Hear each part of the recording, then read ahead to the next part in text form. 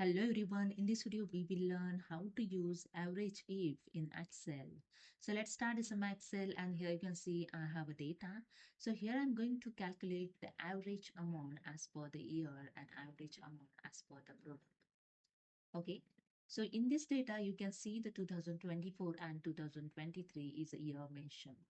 So here I'm going to calculate the 2023 average amounts. So I enter here 2023.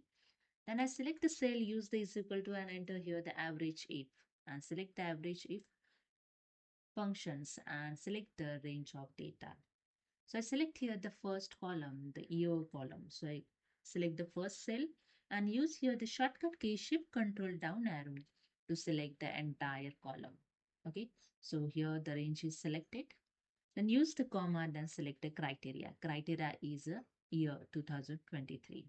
And use again the comma and now select the total amount column. So I select here the first cell, same as I use here the shortcut key shift control down arrow to select the entire column. Okay. After that, close bracket and enter. That's it. Your average amount of 2023 is here. Okay. So in 2023, those the amount of cell is available.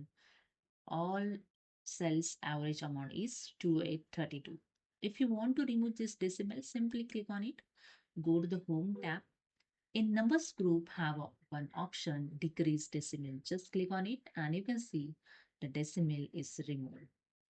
Okay, so that's it. And the second thing, here I enter the one product. So I'm going to enter the t-shirts. Okay, I just enter here the t-shirts, just copy paste and simply select the cell, same as is equal to average ifs. Select the average if function, select the range.